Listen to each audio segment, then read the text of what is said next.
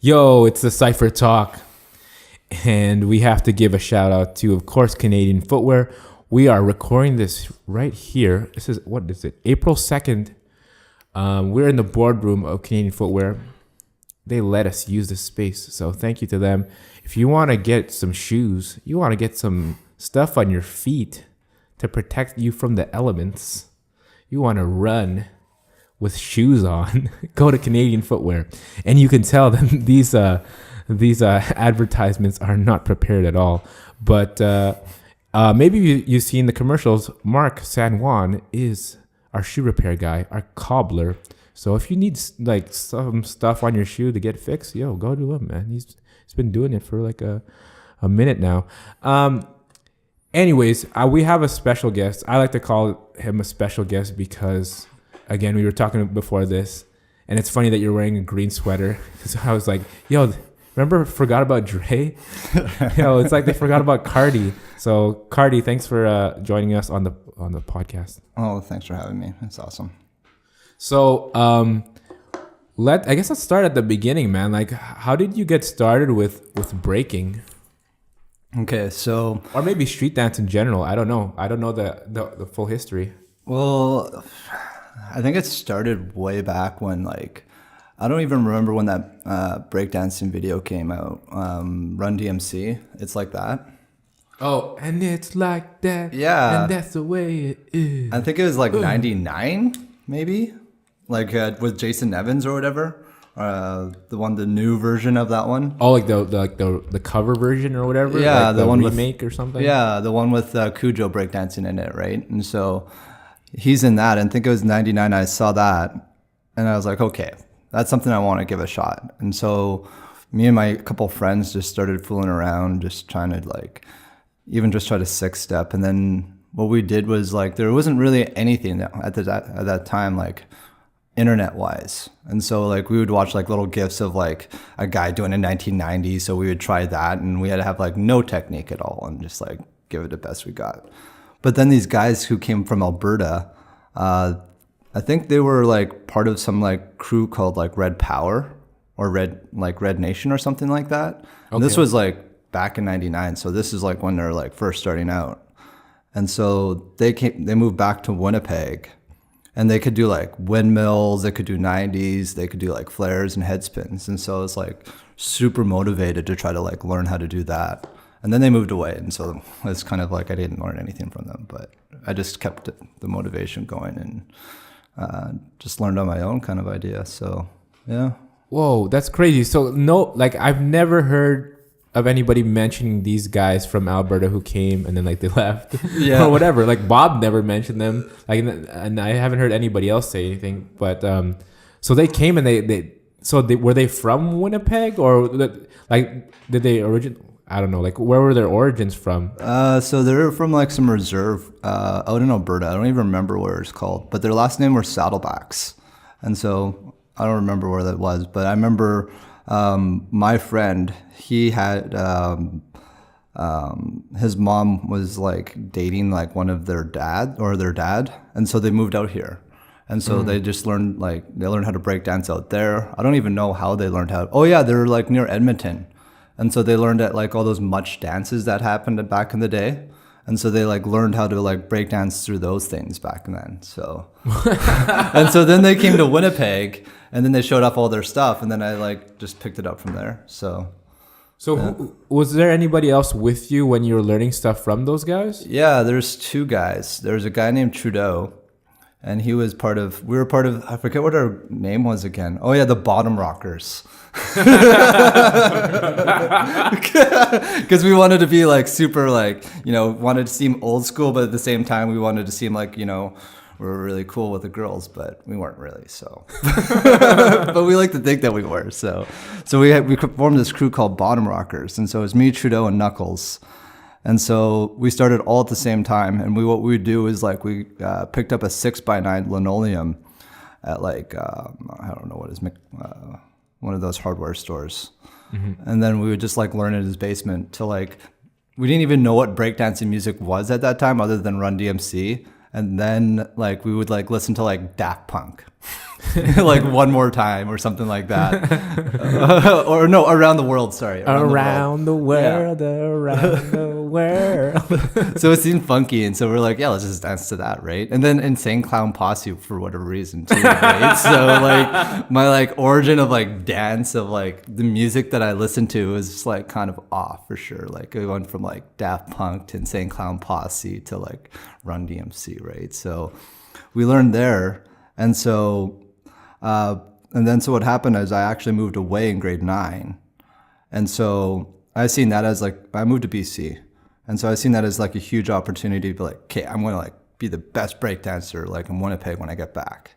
And so I spent a whole year like in my own basement, like learning how to do things on my own. And so like I learned how to do a windmill like on my own, other than like learning like step-by-step descriptions on like, was it Bboy.org? I think it was back then. I think it's still around. Okay, bboy.org. Yeah. Sounds familiar. Yeah. And so what they had was forums, and they would like give descriptions of how to like do things. Oh. And so, and if you've ever read them, they're like the worst. And it's like, like put arm into like right beside belly button, and then fall onto shoulder. And it's like, well, how do I do that? And so like eventually like just through trial and error and just like piecing it together, I was able to do like windmills, flares, 90s. I learned how to do swipes, I think, out there as well. And so that was in like the year time, and I was in like grade 9. And so I came back in grade 10. I think that was like in 2002 or no, 2011 or 2001. And that was my first battle that I went out to, actually. It was at the Le Rendezvous, I think it was called. It was like this like old school like underage dance place that like it was like had much dances. And so like we heard that there was other break dancers there, and so we're like, oh, we're going to challenge them, we're going to beat them easily, right? And so we met. That's where we met Arthur, B-Boy Arthur. Oh damn. Okay, 7, right? Yeah. And so we met him there, and then like I don't know who he was with at the time, but there was like a whole crew of them. And what happened was like we were like going like having a cipher, and then it ended up being sort of like a battle, and then we're like going round for round, and then one of his guys went in and just like stood right in the middle of the cipher and just like wouldn't move. And so like we just seen that as like whatever, he's just weird, right? And so we just continued to dance and tried to like around him. And so my buddy like hit his hand. Yeah. And then like that's when like, you know, shit hit the fan, crap hit the fan. Oh, you could swear, it's fine. Oh, okay. All right, cool. And then that's like he grabbed my buddy's neck, and like I don't think he had a knife, but he pretended like to have a knife and like tried to go after my buddy, and then my other friends started getting pushed, and then I remember security came over right away, and they're like, okay, you guys just like need to leave. But like we're not doing anything though, and they're like, yeah, but their other friends are just going to get you too, so you should just probably leave. And so that was like my first battle. What? It seems like looking back on just listening to your story there, right? It seems like it was such like nowadays it seems everybody's more sensitive about everything. Yeah. And then back then you're like, oh yeah, there was fights after like battles, and that's one thing that I've heard as well. Like Mark has told me, like, yeah, there was fight. I mean, that used to happen. I'm like nowadays, like that, like never happens. Like I think rarely. Yeah, I think the last fight that I remember hearing was like between 7, and I forget what his name is. Was it at Break for Bread? I think so. Yeah. I think I saw that like somebody shoved somebody. I forget who. Yeah, I don't remember how it went down, but I just remember that was the last fight that I remember. So. And I think all the beef is like dead and everything else like that. It was just like probably heat of the moment kind of stuff, right? But that was the last fight that I remember. But out of all the breakdancing that I've done and of all the battles I've been in, I think I've been in like 3 fights. Just because of like somebody said something, or like what instigated those fights? And so the first one, like I already mentioned, was with like it was just, I don't know, we're kids, right? The second one is one I remember I was breakdancing with this kid, Taylor Chance. Mm-hmm. Yeah. I remember Taylor. Yeah, and so I remember he would like mouth off on internet, and he's really bad for that. I remember at the time, and so he would like say some really insensitive things, and I remember these other guys just didn't really like wasn't feeling it, and so we were at this battle at like I think where was it? It was on Corden somewhere, and it was I think the Bun Downs, I think they were called. Okay. Yeah, I think Jay Boogie threw those jams. Oh, okay. Yeah, shout out to Jay Boogies. And then what he said on the internet, and then these guys ended up fighting Taylor like right after the battle, and so we had to like duck in through the back door and like push our way out and everything else like that. And so that was the second time, and I don't remember the third time. We'll come back, but those are the 3 times that I remember so far. So how was that the first time you saw Seven at or Arthur at the at that underground underage dance thing or whatever? That was the first time I ever met another breakdancer, to be honest. Oh, really? Than, like my friends, yeah. Oh, okay. Yeah, and so how was your breaking in relation to Dangerous Goods and like some of the bigger crews in the city or the more well known ones? Because it seems to me that you guys were kind of like a lot like separate in a way from what I've seen, but I don't know about the past. So like how is that when you're like back in the day or whatever you want to call it? Yeah, so with Dangerous Goods, I don't know, like I've always been kind of like around those guys, and I've danced against them. I remember actually the first battle I ever had outside of the or against Dangerous Goods, other than Seven, was actually at a Break for Bread. I think that same year, and I battled him at Break for Bread. I think he was a judge, and so I was like, I seen he was like the best one, and so like my big thing was like I wanted to go against the best breakdancer, right? And so I just seen it as a personal thing for myself, and so I went against him and battled him, and so that was sort of like my exposure to the group then, and ever since I've just kind of been like on the side, as you say, right? And so like I would show up to like most of the jams throughout the years, and there'd be like part of the years where I wouldn't show up to them, but for the most part I've been good friends with them, but never really hung out with them a whole lot outside of jams, really. Now is there a lot of footage of you online or anything? Because again, like you're kind of the guy in the shadows, you know? Yeah. Like, yeah. And then I'm like, even with me, I'm like, oh, we should have Cardy on, like, cause I see your posts on Facebook sometimes. I'm like, yeah, that's what we should. He should totally be on if he's down. So, yeah, man, like, I don't even know where I was going with that. I forgot. Yeah. Well, yeah, I think there's a lot of footage. Like, the footage, yeah. Yeah, I think I remember the first footage I have is actually in 2007. I don't remember actually what year it was. I was breakdancing with Stalls, MJ. I think it was like, I don't know Sonny's brother's name, but he breakdances too. He's like his older brother or something like that, I think, anyways. Anton, or Tatashik, I guess he was known at the time. And I think that was it. Yeah. And so we were like a ragtag, like just random group thrown together. I don't even remember our name. I think we're called the Disposable Heroes because we were like all came together. Because I remember like Stalls contacted Anton on B-Boy World. Wow. Yeah. And so they lived in the same city? Yeah. Well, no, this is Anton like made a post on B-Boy World saying like, I'm moving to Winnipeg. I'm from Israel. Oh, okay. And so Stalls was like, hey, like, you know, we should break dance, blah, blah, blah. And so I remember like showing up to that jam, and I was like, I think I showed up there with Taylor and a few other of my friends, but they weren't really confident enough to like battle. Mm-hmm. And so I just like wanted just to check out the battle, and then these guys were like, "Hey, we need like an extra breaker. Do you want to like?" They made an announcement on the like PA or whatever, and so I was like, "Yeah, I'll join that crew." And so that's when I joined. I think that time, I guess it turned out to be Creative Differences.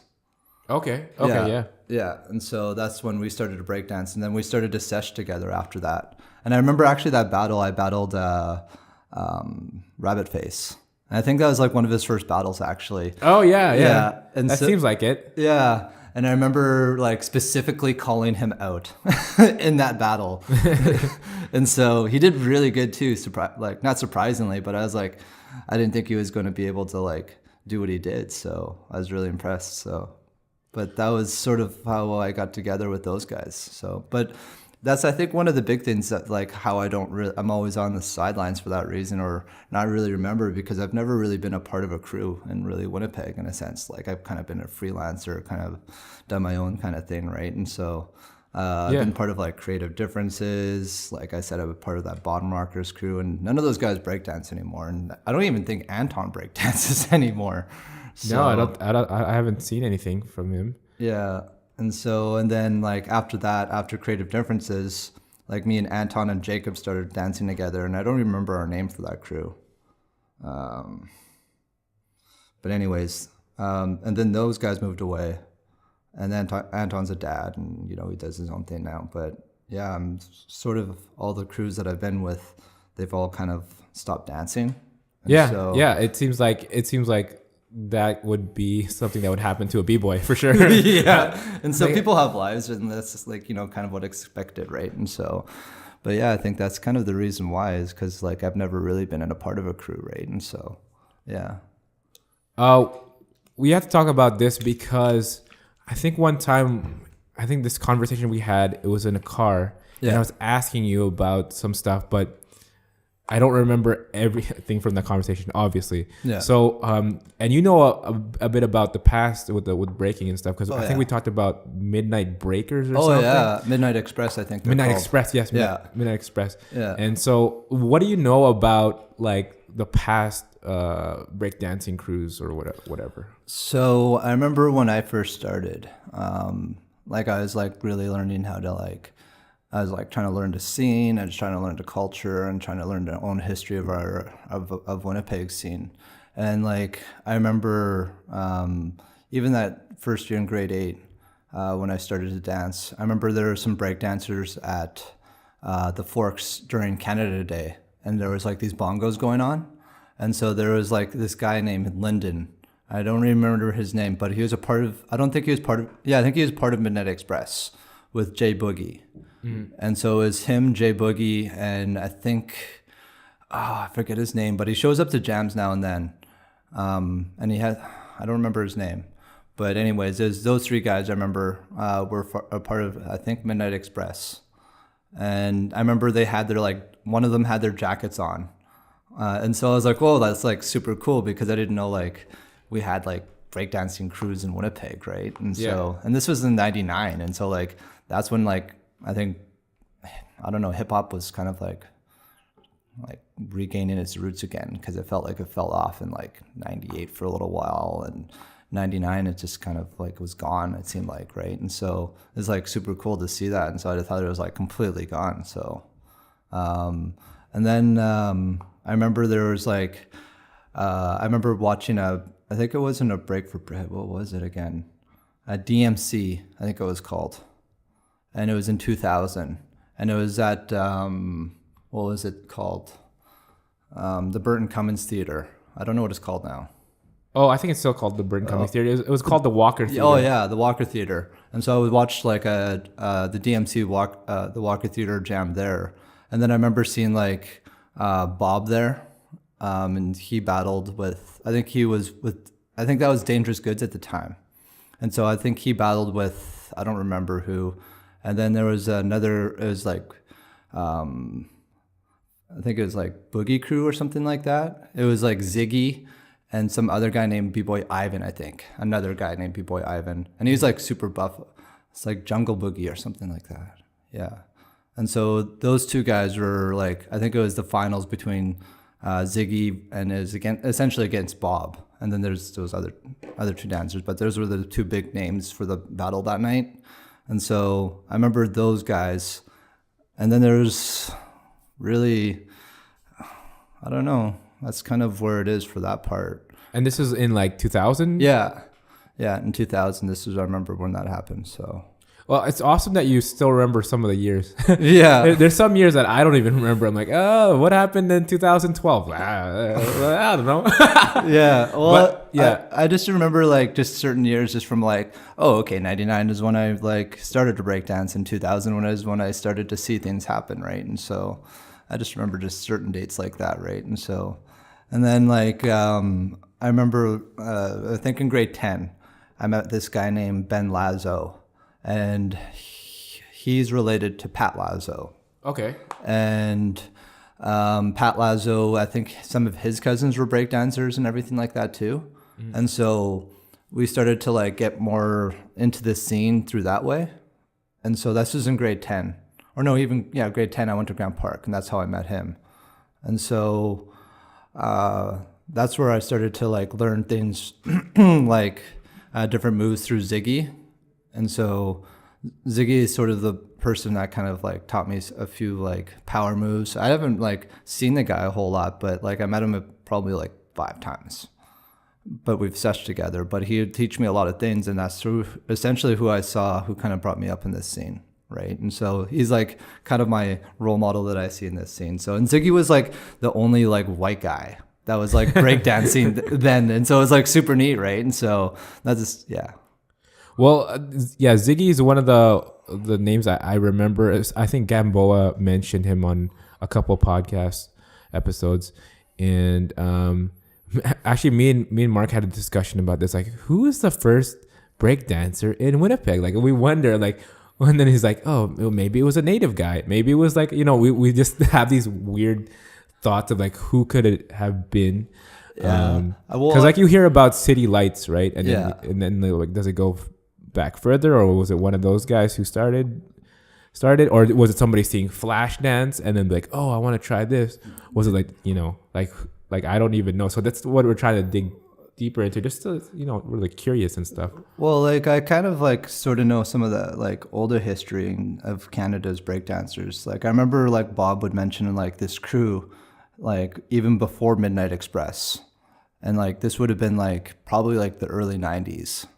And I don't remember their names, but Bob mentioned them, and he said that like they would go city to city and challenge all the best crews in that city, and somehow like people would like be able to like to talk to say like who they are, because like the internet didn't exist then, right? And so like how would you know, right? And so so I remember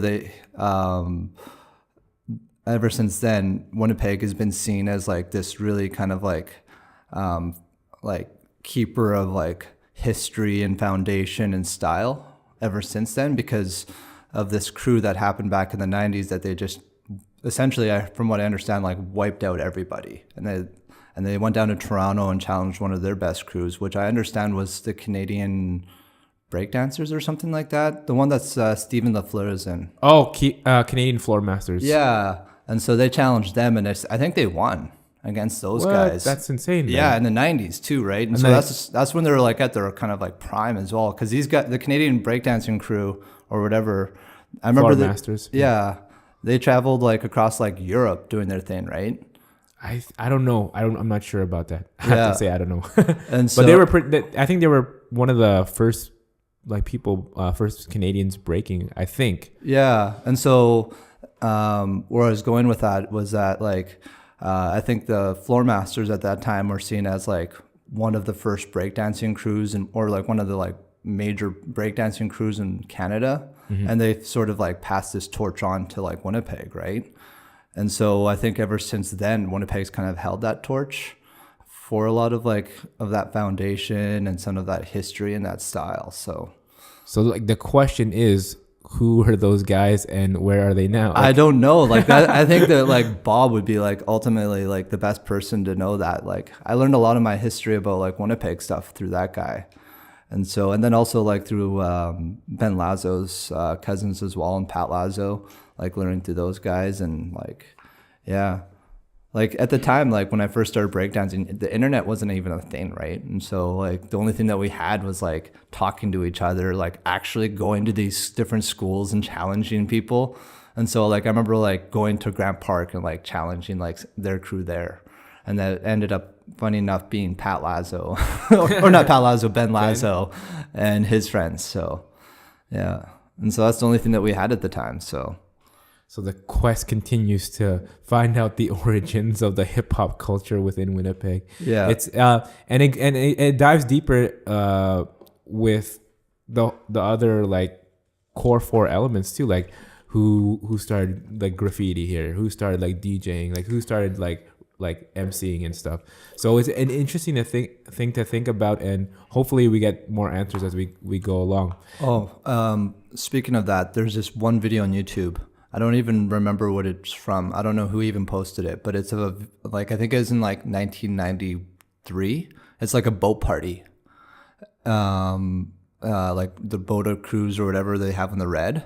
And it's just all hip hop. And there's like guys like spitting like mad rhymes on it, like freestyling too. What? Yeah. Yeah. And that's why I was so surprised too. And I was like, this happened in Winnipeg? And so like so there was a strong hip hop community here at some time that like, I feel like ever since like 95 to 98, there's this gap of history in Winnipeg that no one knows what happened ever since prior to that. Because everyone knows sort of what happened ever since 98 on, right? But then anything prior to like 95, it's just like gap, right? We have history of phantoms that we know of, but we don't know who their names are, right? And so... Yeah, and like I feel like the few people that probably have that information are maybe Bob would be able to point you in the right direction, or even Sterla. For sure. And then... It's weird because I feel like they would be able to point you in the right direction, and then you have to go to somebody else, and then they would have to point the right direction. Like, I know this much, but this guy knows more, or whatever. Actually, did you know who would actually have a lot of history? I don't know if you know the guy from what is his show called? He's on CBC. Ismail Alpha. I think I've heard of him. He's like on the afternoon show. And so like when he tells you like rush hour traffic and stuff like that. I don't know what the show's called anymore, but he's actually like a freestyle. He's like a really dope freestyle rapper. And so I remember he started winning all the jams that I remember like watching here and there. Like it was something called Battle for the Belts, I think in 2003. And he had a broken leg, and this happened at the Avenue. Now, which is a Royal Bank on Portage Place. Oh, okay. Yeah. And so he had a broken leg. And so I was like, that's like super cool. Like this guy's on stage with a broken leg and freestyling, right? And so that's how I really remember him. And so I remember at the time, like it was a big deal for him to be there because no one thought he was going to be there with his broken leg, but everyone knew he was going to win still, but I didn't know who he was, right? And then after hearing him, I was like, yeah, this guy's probably like one of the best MCs I've ever heard, right? And he's apparently been doing it for a while too. And so like he'd be, I think, like someone who'd know about the MC culture in like 93, right? So yeah. Sick. What's its name again? His name is Ismail Alpha, and he's on I think Up to Speed it's called, his show. Yeah. Cool. And so yeah, there's like weird pockets of history, like even on CBC radio, I guess. No one listens to it that much. I do it a lot. Radio. Yeah, 89.3. I was going to ask you about how you got involved with Dancers Club and Yao and all that, because that's another like untold history. I probably told it a couple of times on this podcast, but and I'll talk a little bit about how I met Yao and all that kind of stuff. But how did you meet Dancers Club, and how did that thing go? Because I have no idea how that happened with you. I remember it had to do with Phil. So Phil Coy, I remember his Bboy name, but I remember Anton. He met him somehow. I think he had a jam, because like I don't know what it is, but like in Winnipeg, it's like a really strong Filipino breakdancing scene, right? Yeah. And so for whatever reason, all the other, for us anyways, like for like Dancers Club and even for the other crews, we just kind of gravitated to each other, right? And so it's like, even like for like Dancers Club, it was like the United Nations essentially, right? And so it was. And so we had like Anton and Jacob, who were from Israel, right? And then Sergey, he was there too at that time. I think it was before you showed up. He was from Russia, and he could do like air tracks, and so yeah. And then there was, and so I think what happened was that Anton met Phil at a battle. I don't even remember what battle they would have met at. And so they met at a battle, and then they started session together.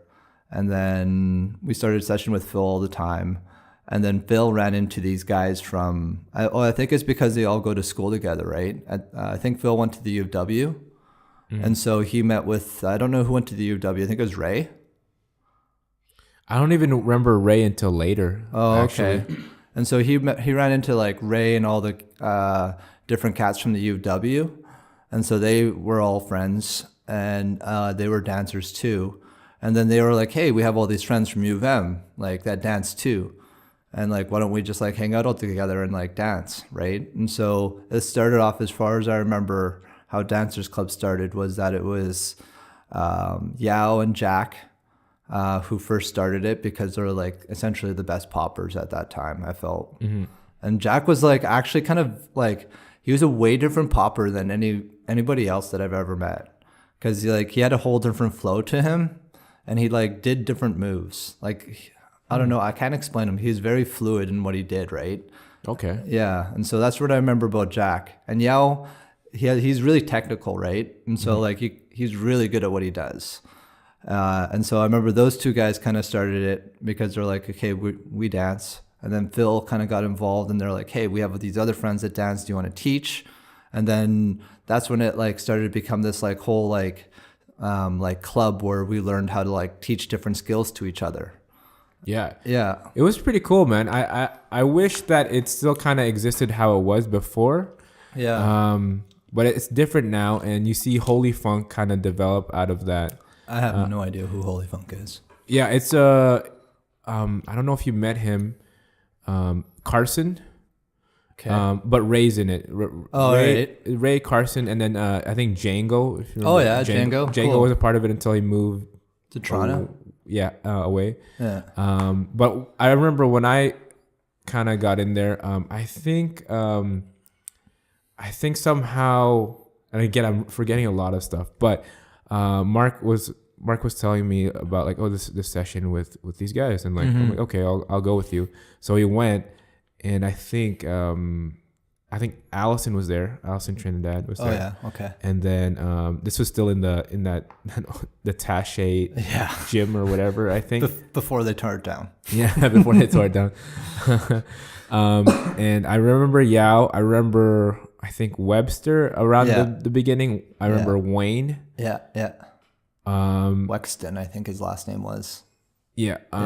And I remember Anton too, but like there's like quite a few sessions where it's like a bunch of mix of people. I remember Taylor coming from there. Yeah. But it was really interesting because you see all these like, it's like different types of people, and it's really like, it was super underground. Like nobody else really knew about it unless you heard about it from someone else, which was kind of interesting because it was like in the internet age already. It was like 2009 or 10 or something like that. And then you're like, wait, how come people don't know about this? Like, so it was super interesting time, I think. Yeah, it was really interesting because I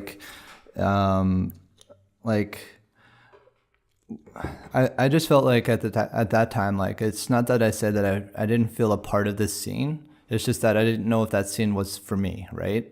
And so, like, I think what happened was that, like, all of us who came together kind of saw that, right? Because we go to different jams together and everything like that. And so what we did was, like, we tried to create our own, like, little culture, like, within Winnipeg, right? Yeah. And so what we did was we just started to hang out together, tried to really, like, teach each other the skills of like different dance, right? Like I tried to learn popping. I'm not good at it, but I gave it a shot, right? And I've learned how to do popping, which is like one of the most fun things to try to learn how to do. Even if you're like not good at it, it's still fun. And then just like teaching other people how to break dance too, right? And it's that whole idea of like teaching one, right? And so I think that's sort of what we were trying to incorporate what we were doing there, right? And so not to say that we didn't appreciate the scene here, it's just that we saw the scene differently, right? And so that's, I think, sort of what we did with Dancers Club. And so what we did, I remember we'd like go to different we go to different jams, But I remember we would just like have fun with it, do our like kind of silly routines and Yeah, a lot of it was funny too. Like I remember even that one photo where Yao posted like everybody's jumping in the air and then like Dancers Club like and then like people are doing weird poses like somebody's doing a Spider-Man. I think Wayne is doing like a Spider-Man or somebody's doing a Spider-Man thing. Yeah. And somebody's like holding their crotch or something like up in the air. yeah. And it was just just hilarious. Yeah. And we were talking about before the podcast the Ginyu Force pose, which is on Facebook. Like if you guys want to see it, I'm wearing a Hooters shirt. Like yeah, I look so weird there. I'm wearing like a weird I'm wearing like a bandana and I'm wearing a Hooters shirt. It's like, and I'm in a Ginyu Force like pose. It's like what? That's so random, but it's so funny. Yeah. Well, we just had to like that's all we did. It was like this whole like almost like brethren thing where we just like got together and danced and just hung out and had fun, right? And so, but I remember my eyes in that picture though. My eyes are like all green and they like look all like had that floato flash on it kind of thing, but it looks really bad with the photo because it like looks exactly like the guy who I'm trying to pose as, and his eyes are all shiny too, so it just kind of worked out creepily in that way, I guess, right? So, but yeah, I just remember like sessioning in like random places too. Like I think that was in the basement of the engineering building at the U of M, right? Yeah, it's like where are you practicing? Engineering building. It's like what? Yeah. And so I remember we would just like find random spots to session. And so like I remember we like dance. I remember like the first time we started a session with Creative Differences, we would sesh at the Jewish Community Center. I think where is that? On Keniston or whatever. Yeah, and so it was like we would like sesh there like probably every Sunday because it'd be free like gym. Okay. Yeah, and so that's where we started to dance there too, right? So yeah. Are you still sessioning right now? Are you still dancing? Yeah, I was actually sessioning yesterday at CK. So. Okay, so with the other b-boys and stuff. Yeah. I see like Winston there sometimes, and I see Stalls there sometimes. So I always try to make it out like once a month, right? And so yeah. But life kind of catches up and you kind of can't get out as much as you want, right? And so I try to get out as much as I can. But I even sesh at home, make little videos, right? And so, yeah. Yeah, man, I want to see that Dancers Club feel kind of come back. I don't know if you could replicate that again, but I know it would be kind of fun, you know? And then like just open to other like all types of dance. Yeah. It seemed like such a, I don't know, I guess maybe it's nostalgia or something, but to me it's like, oh, that was like the good old days where it's like that part of the time was like, it was like a really fun thing just to have that kind of session. Yeah. Well, I think sort of a lot of what happened too is like, you know, not to say that anything influences anything, but like if you look at it, Winnipeg scene now, it like moved to that all styles, right? Mm-hmm. And so it's kind of neat that how everything moved in that way, right? And so I just don't see the like teaching element though, right? Like I see the competition element of it, which it's pretty cool, right? And so, but I like to see definitely like that kind of whole Dancers Club feel come back again, because like it just felt very real for sure, but it just also felt like it's something that you belong to, right? And so like it's something that you always look forward to every time it would like come up, like, oh, it's like Dancers Club today, like that's gonna be the big thing. Like I can imagine that's what breakdancers felt like in the 80s, or like dancers like yeah, let's go to like the Roxy tonight, right? Like that's gonna be the big thing, right? And so that's sort of how I felt like with Dancers Club. It'd be like, yeah, it's Dancers Club 6 to 9 tonight, right? And that'd be like what I'd plan to do, right? And so that was like kind of a cool feeling, because like I said, like you would learn like different things, be with like different people, like with completely different worldviews from your own, right? Which is the coolest thing. Because like how many cultures were in that like one room at like the given time? Yo, there's like some guy from Taiwan, a dude from like Israel. You got like, it was like crazy. Yeah, there was Park. I remember he was from Korea. Right? Yeah, I remember that one time because he the other guys would be speaking in like Mandarin or something. Yeah. And then he's like, I can't understand them either. And then because like you see him, he's like standing at the back or whatever, and he's like not talking to them. Like, and we're like, why can't you talk to him or something, right? He's like, I don't understand them either, man. I speak Korean. And it was the thing, it was like crazy because like there'd be so many different languages spoken at the same time, and like everyone like yelling at each other, but like in different languages. I only know English, but I like picked up certain things, right? So, but yeah, I remember there was Taiwan, so that was like Phil, Yao, and I forget, there was, I think Jack as well, right? Maybe. I didn't really know Jack that well. So. Oh, okay. And then I think there was Park, who's from Korea. I don't know where Ray is from. I think Ray's from China. Oh, okay. And then Wayne, I think, is from China too, right? Yeah. Yeah. And so, and then there was Anton. And then there was, I think that's when like sometimes like I remember MJ would be there, like a lot of the time actually. Yeah. Yeah. Yeah. Yeah. What language does Anton speak? He speaks a bunch of languages. He speaks Hebrew. He speaks Russian. He speaks, I think there's a bit difference between Russian and Ukrainian, I guess. I don't know. I think those are two different languages. Okay. And then he speaks like, I think Kurdish as well. Yeah. Whoa. Yeah. And isn't his wife like Mexican or something? Yeah, I think she's from Mexico. Yeah. And so she speaks English, Spanish. I think she's also Jewish, and so she speaks Hebrew as well. Oh, damn. And I think her mom is Ukrainian as well. So she speaks like a bunch of languages. So I think their kid's going to be like the United Nations of languages, just in between that, right? And so, but yeah, like going back to that, like it was such a mixed room. Yeah. But it was a fun time. I think we should bring it back somehow. We should like start something like, I don't know, every once in a while, or even just like have a yearly thing. I don't know. But I think it would be a nice thing to have and open it up to people, and you know, hopefully get a same kind of feel, but with like a new kind of touch to it or whatever. Yeah, I think it was just like, for whatever happened, it was just like convenience, right? It just conveniently worked for all of our schedules, just for everything for that to happen. And so it just needs to, I just think like that happened organically, right? And so I feel like it'll happen again.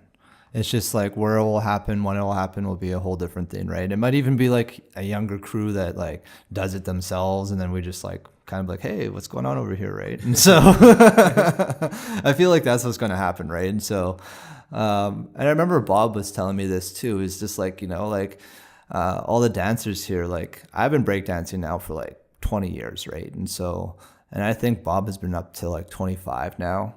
And so like we get old, right? And like, you know, we got lives, and like it's just really hard for some of the older cats to like, you know, bring everything together, right? And so I think it's just like sometimes I remember he was saying like, you know, I'm going to have to pass this on when I leave, and you know, I have to like you know, try to educate the community as best as I can. And I think he did a great job through like graffiti art program. You know, like that was a really good thing that he did there, and he was able to like reach out to the like younger kids that would have never learned about hip hop and learn about dance and everything, and teaching like yeah, just in that sense. And so it was really nice to see him do that and pass it on. So, and just hopefully some of the younger ones pick it up, and we'll see what happens, and maybe some of the older guys will show up. Be like, haha, here we go. Here's some advice. Do it like this. Put your elbow near your belly button. It was funny because I was doing that yesterday, actually. I don't remember all their names. Like I've met like so many breakdancers in Winnipeg, and like I try to remember everyone's name, right? But like, you know, I'm friendly. I try to be friendly to everybody, right? And so I was like trying to help the guy out, and he's like, "Oh, I'm trying to do this like whole different move," and I was like, "Oh, sorry." Like, so I was trying to teach him to do. I think he was doing a high rise, which is a windmill. Go onto the opposite shoulder to head spin. And so what I thought he was doing was going to windmill to head spin, which was, it's just easy, a windmill to like a jab to a head spin. So I was like, hey, why don't you do that? And he's like, no, I'm doing something way better. Essentially. So yeah. What do you think the scene? What do you want to see from the scene now? Do you want to see new cats coming up and like do it? You want to see more events? Do you want to see people battle each other more organically, or like because you've obviously seen a lot throughout the years, right? And like, what do you want it to turn into? Well, like I've seen the scene like go like from like being super underground to in the like the late 90s and early 2000s, where it's just like, oh, did you hear about this spot, right? Like, did you hear that there's these dancers here, right? Like it would be like super word of mouth kind of thing. And then I remember in like mid 2000s where it became like not commercialized in a sense, but it became like, it seemed like a moneymaker at that time, because like events would be like at big venues where like we'd be able to only watch them, right? And so like you want to get to a wider audience, right? But you want to keep the culture real. So it's hard to keep a culture real when like it's just so many people packed in there just to watch something sometimes.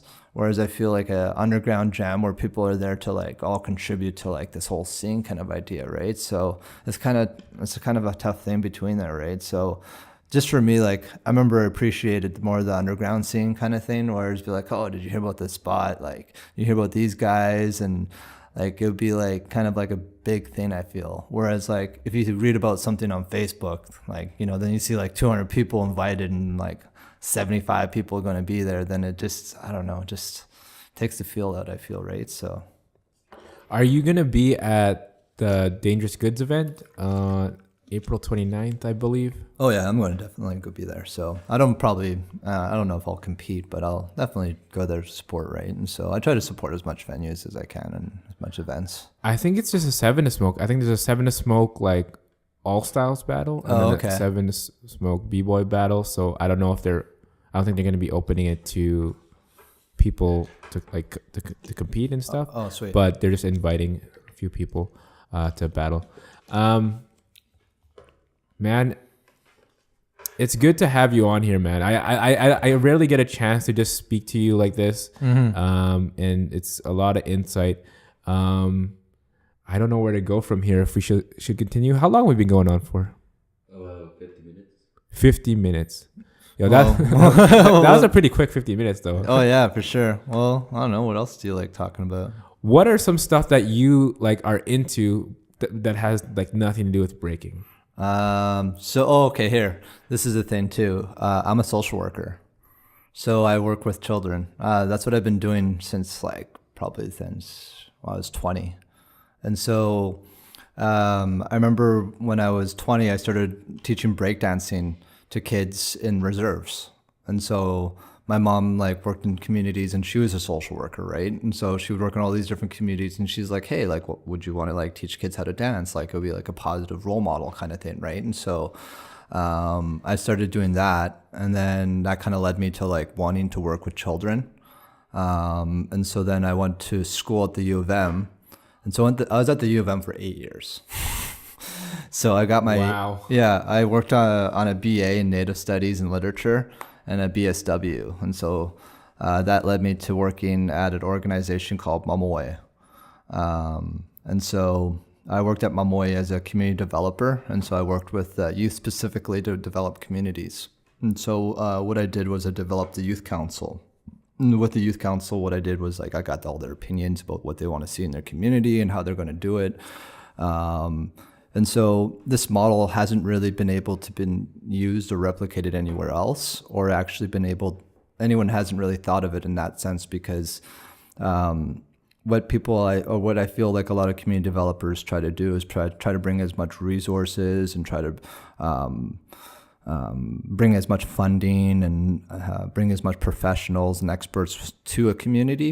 But I feel like a lot of community development has to come within. And there's a lot of experts already within the community, right? And they know what they want. Like we can have a million different ideas what a community wants, but essentially what it is, it has to come from them, and they're the experts of themselves, right? And so what I would do then was like, I'd be like, hey, what do you want to see happen in your community? And so like this community that I was developing in the North End, it's called Turtle Island. And so what we did there was that we were like, well, what do you want to see? And so they would say like, well, we want to safer community. And it's like, how do you want to safer community? It's like, well, when I walk home at night, I don't want to have to be like scared of like dying. Yeah. And so this is like a basic kid thing, right? That's how they see life. And so what I would do would be like, well, would you want to like have like grown-ups like walk with you home, or how do you want to see your how do you want to see this happen? And so like they were like, well, we wouldn't mind if like there would be like security to be able to like, you know, kind of monitor our area just to make sure that we're safe, or like if we're feeling really unsafe, to have them like walk us home or something like that, right?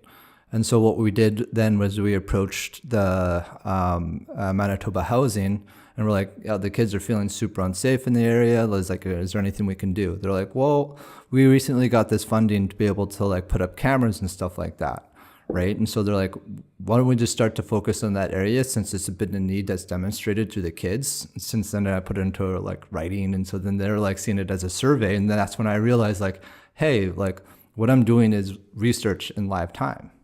Right? Because like a lot of the time research is like, oh, this research is done 4 years ago, now we want to do it, kind of thing, right? But what I was doing was like, hey, the kids didn't want this to happen. They're like, okay, here we go, right? And so then they're like, well, what we can do is we can have the kids like call the security. We can probably show up in 20 minutes and we can walk them home if they need to, right? And so that's sort of what happened. And then after they're like basic safety, like, because I feel like there's that whole idea of like hierarchy of needs, right?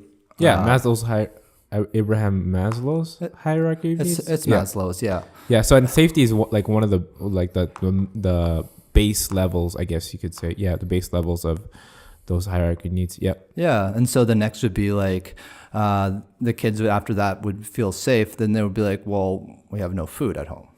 Right. And so then we would I develop a cooking program at the community center and be like, hey, we're wanting to develop these kids' skills and food and everything else like that. But that was my sneaky way of being able to get actual food into the community center without saying that it's actually just going to be food for the community center. But it also taught them as well, don't get me wrong. But right, like food preparation and all that. Yeah, but it's about being able to find loopholes to be able to get what you need. Don't get me wrong, I wanted them to learn how to do it, but I also just wanted them to have food too. Oh, yeah, for sure. Yeah. And so after that part, then they wanted to look at helping other people, right? Because they felt like they were like, okay, like my life is okay. Like I have a community center where I can go to. I feel like I belong. Let's start helping other people. And so they're like, I think it was that following summer, we had an anti-bullying community rally. And so what happened was we walked from Turtle Island to the Forks. And then we had a ceremony there saying that we don't want bullying and everything else like that, right? And so I remember what I did was I called the police then I had to get a parade permit. And so just because the kids were going to walk through this area. And then this is the other thing is with a parade permit, you have to reroute all the buses. And so, and so I had to reroute 5 buses. What, you had to actually figure out different routes for them? Yeah. Really? Yeah. And so and it had to be at certain times, right? And so this had to go very specific to what time it was going to happen. And so I had to make sure that the parade left at a certain time, or the anti-bullying campaign. And so it happened, I think, at 12. And so I remember the kids wanted to have it on a Friday. And then I was like, hey kids, it's going to be really hard on me to be able to prepare that. And so I was like, how about we do it on a Sunday? And so the kids were like, okay, we understand where you're coming from. It's going to be easier for everyone. Maybe a lot more people will be there because they'll be free. And so I was only able to reroute 5 instead of, I think there was 10. So I rerouted a 16, a 47, 43, and a 45. So you rerouted them, and then so you make this proposal to the city or something? What? And then they're like, okay, we accept it, and then they tell their drivers to do that or whatever. Yeah, because they don't want to spend the time with their own employees to make this plan, right? Because we're asking them to do something, right? Yeah. And so they're like, well, we're not going to waste the time on making something that you want to have happen. So why don't you think of it and we'll just accept it, right? Whoa. And so I didn't even know you could do that, man. You're rerouting buses. I didn't know. I was just a surprise too. I'm a social worker, freaking rerouting a bus as a living. Who'd ever thought that would ever happen, right? So Oh my God. yeah. And so I remember rerouting a bus for that thing and then calling the police. And then I had to talk to the chief of police, who was Devon Clunas at the time, and go to him and be like, hey, I'm going to have this anti-bullying campaign. Would you be able to escort us like to and from there? And then he's like, yeah, no problem, right? And then he actually came to the event, and then he actually became a keynote speaker out of the blue, because he just showed up out of nowhere, because I didn't expect him to show up. I just thought he'd just send police officers. He sent like 10 cruisers with us. Oh, wow. Yeah.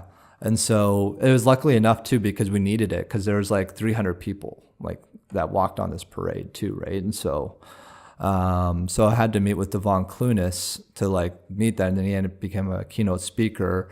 And yeah, that's sort of this sort of where the stuff came from Bboy that I worked at. And that's how actually I got really involved with Bob at that time. Me and Bob, I was the youth programs executive at Bboy, and Bob was the program director at Graffiti Art Program. And so what we would do is we had to plan this event. And so he was actually a partner for this walk as well, because what they would do is that we tried to involve some community partners during it. And so what we asked was like, well, we need banners for the event. We'll need some extra people just to supervise the kids. And I think there was a few other things, but that's how Graffiti Art Program got involved too. And so it's kind of neat how like someone who I breakdanced against in 2002, I ended up planning a parade with and rerouting buses with in 2014. We should say that in the beginning of a battle. You see the person you're battling with, you might be rerouting buses with them in the future. Well, it's so strange how everything just comes around, right? Yeah, like, it is crazy. And like, who would ever thought I would be like doing a podcast with you here, like when we just started Dancers Club, like what that was like what we were saying 6-7 years ago, right? And so this wasn't even a thought back then, for sure. Like, oh, what, you're gonna record you guys talking? Well, you guys are just talking. We talk all the time. What are you talking about? Yeah. But yeah, man. So I just had a question, but I guess I want to bring this up with you because it seems like something that we haven't really been talking about a lot of, and it's kind of a controversial thing. So this is kind of switching gears a little bit. Mm-hmm. But did you hear about the news with Africa Bambaataa with all the scandals and stuff like that? I remember actually just hearing that there was a scandal, but I did not hear what the scandal was about yet. And so you might have to enlighten me on this one here. So, what happened? Well, now, like, okay, well, I'm going to compare it to Bill Cosby because it's kind of like, like that. I think there's people accusing Bambaataa of like molesting them, and they were kids at the time. Oh, shit. So this is back in the day, right? And it's just like a huge thing that we're like I guess, again, I wanted to bring it up because I want to hear your thoughts about it, because obviously there's like groundbreaking things that Bambaataa did, but then there's a negative side of like, oh, all this, like, I'm going to call them accusations because it's not, I don't think that anybody's been, or he's been like, what's it called? Convicted of like all this stuff, or it's like alleged. Yeah. Yeah, it's alleged. Yeah. So like, what do you think about that kind of stuff? Well, it's interesting that you bring that up because I actually just applied for a position, and I'm probably going to hopefully be hearing about it this week within Correctional Services Canada. And so I'll be working for the federal government, working for justice, more specifically with inmates that are going to be released into the community, right? And so specifically going back to, with that said, going specifically back to this African Bambaataa thing, is that like, it's hard to say. I don't condone anything that he did or may have happened, or like I'm not trying to say anything like negative in that sense. But like I feel that I don't see people as being bad, but as people doing bad things. right? And so he did do like amazing things in like music and everything like that. And, like I really applaud him in that sense. But, like at the same time, like as a person, like as in like if he has done these things, like I don't support him in that sense, but I will support him, I guess, as an artist because of the great music that he's did, right? And so, but I don't support his actions that he's done, right? And so it's kind of like a catch-22, right? In a sense where, like you really appreciate what he has done for the history of our like culture, but at the same time, you don't support what he's done as a person, right? And it's sort of like if you can compare it to almost like Michael Jackson in a sense, right? Yeah. So yeah, like he has done phenomenal things, but he's also done some really weird things as well, right? So And I hope people, when people talk of, I hope people don't leave out Bambaataa as far as like mentioning him as like a pioneer and all that kind of stuff. But I also hope that people don't think that, if you're just by talking about him, you're condoning like the alleged actions that he may have done or whatever. Yeah, and I think that's where it gets confusing, right? Because it's like I just feel with our society is just like when someone's done bad, they are bad people, right? And so like it's just hard to say that he's always been a bad person, right? Because he's done some good things and he's done some good things for music, right? And so it's just really it can't be just black and white where it's just like I don't like him because he's done this thing, but I do like his music, right? And so like I said, it's not just like black and white. There's a lot of gray areas in between it, right? And so it's just kind of funny that way. But I support his music. I don't support what he did as a person, right? So just like many things, there's a gray area there. Yeah. I want to ask you before we finish this thing is what kind of message do you want to give out to people trying to learn how to break or even just dance? And like, because like again, you've been around for a while, so like what's kind of like some words of wisdom from Cardy? Man, it's just like I don't know, like for dance it's just like a kind of a passion, right? And so you do what you want to do with your passion. And like, your passion changes from time to time, like where you want to put your energy and everything like that. And just do what you feel like makes you feel better, right? And makes you feel good as a person. And, dance can look different ways and you can dance to different music, right? And so for me, I got really bored sometimes just dancing to hip hop, right? And so then I started to dance to like electronica and to house. And even drum and bass occasionally, right? And so like you can mix it up with that sense too. Like just don't see as dance as just being a certain way because of a certain history. Like you can do with what you want with it, right? And so don't fall off because your friends do, right? Because like I've had so many friends through the years, like I probably had close to like 20 friends now that I've danced with that don't even dance anymore, right? But doesn't mean I don't see them as friends, but don't see that as the reason why you should quit, right?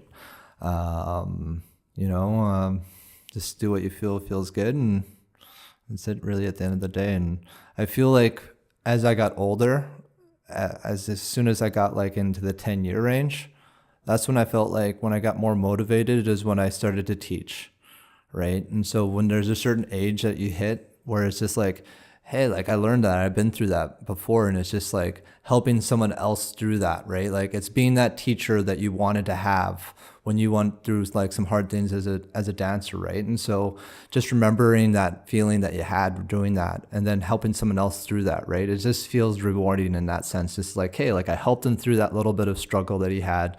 There's sometimes that mentality that you have, like I'm not going to do it, like, or just that like little like bit of advice that you can give that person will make that difference, right? And so like that's what kept me going through some of the years from 10 to 15, and then 15 to 20 it's about trying to stay in shape. Like flexing or doing like being flexible. I remember doing yoga was a big thing that I did at a certain point where it kept me to be able to do what I do still.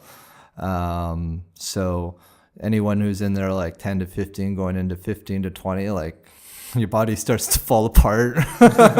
Make sure you go to massage. Make sure you do chiro. Big portion, I feel like at a certain age, it's also about mentality too, right? From like, I'd say from 0 to 10, like I didn't even think of mentality and had anything to do with it. Like for myself, like I'd always just be like super wild and just like super impulsive for what I did, right? And then as I got older, I was like, okay, just, slow things down a little bit. You don't need to always be like wild about what you do, right? And so, and then just at a certain point, just keep on going. You've done something for so long. It's just a part of who you are, I feel, at a certain point, right? And so, just keeping that positive mentality about it. And it's just like, I just feel like at a certain point where it's just like, there's just so much history that you have within yourself with that dance that you just want to just keep going, just see where the story takes you kind of idea, right? And so, And then, like I said about mentality, is about, and at a certain point where I felt like I had to learn how to like meditate, right? Just to be able to not injure myself, if that makes sense. Because I would have to like figure out what I'm going to do before I do it, right? Because if I still dance the way that I do creatively as I did when I was younger, I would injure myself, right? And so it's now about picturing what I can do, understanding your own limits, right? And so, yeah. And then I've always worked on core. They don't call me Cardy for nothing. So sit-ups. Just do sit-ups. That's my advice. So thanks, man, for being on the podcast. It sounds like you're doing great stuff with the community as far as the social work goes. And I don't think I realized that you were actually doing all that kind of stuff. Yeah. So that's awesome. Thanks for passing down some information. Hopefully this will help out some people, and hopefully people will understand the kind of role you played in the community as far as the dance scene as well. Yeah. So this is CypherTalk. Again, we're plugging Canadian footwear. We fit you. We're in Winnipeg. We're in Calgary. So anybody listening to this in Calgary and like, yo, I want to get some shoes. Yo, Canadian footwear, yo. We fit you. They measure your feet. They take care of you. It's a really personalized experience. So come check us out. Get your shoes, all that kind of stuff. They're a step ahead of the other game. Well, we're going into puns now. Yeah. All right. CypherTalk podcast. Cardy, thanks. We're out, man. All right. Peace. Thanks.